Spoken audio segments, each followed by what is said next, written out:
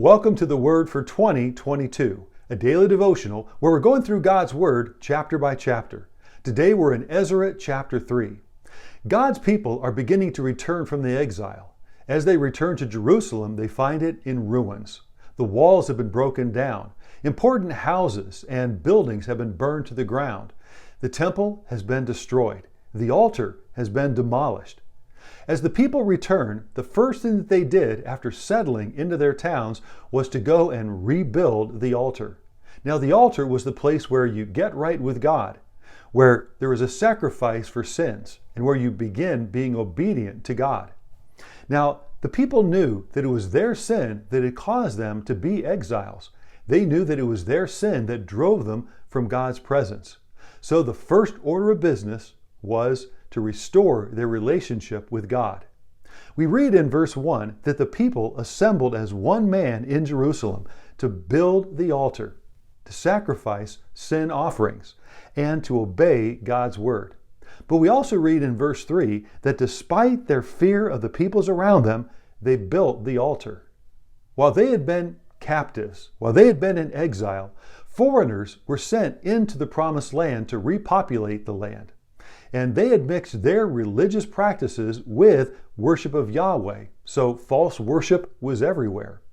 Now, for the returning Jews to reestablish worship of the one true God, opposition and threats, they were everywhere.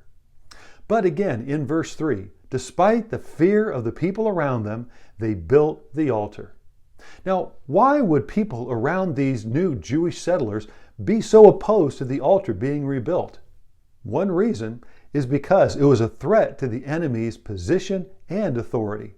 In other words, any perceived threat to authority is a threat to control, and Satan always desires complete control. Satan has successfully postulated the lie that people are in control. People that don't follow the Lord, it's very common for people to say things like, well, I'm in control of my life. I can do whatever I want. No one has the right to tell me that I'm wrong. I am not answerable to anyone, especially to God. But when people get right with God, it's a direct contradiction to Satan's lies. And this is one reason why some people get very angry when someone they know gets saved, or when that person gets serious about God. They get serious about sin. It directly threatens their worldview and the deception that they've been living in. This is why church, the Bible, and Christians are attacked, maligned, belittled, and ridiculed. It's because when the light is turned on, then it exposes what's been in the dark. Again, this is one reason why there is such opposition to holiness and to holy living. When a new believer now is following Christ and they go back to their old friends, it's not uncommon to hear things like, well, you think that you're better than us now? Are you too good for us? Holier than thou? Well, the answer is no, but I've just been forgiven and set free.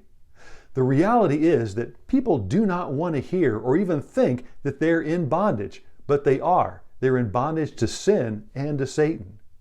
As believers, sometimes we don't need to say anything. It's because our actions really do speak louder than words. The Spirit in you exposes the spirit that's in them. Living differently is a direct testimony against wrong living. Therefore, Satan, he attacks. He tries to intimidate, and he tries to cause us to cower and to be silent. But like the exiles in verse 3, we need to do the exact same thing. Despite fear, we need to draw near to God because we know that He then will draw near to us. We need to overcome fear with faith. And we need to remember that the spirit that is in us is greater than the spirit that is in the world. Don't let Satan cause you to cower or to be quiet, but be faithful and be obedient because you know that God is with you and that God will strengthen you and He will make you bold and courageous. Thank you for joining the Word for 2022.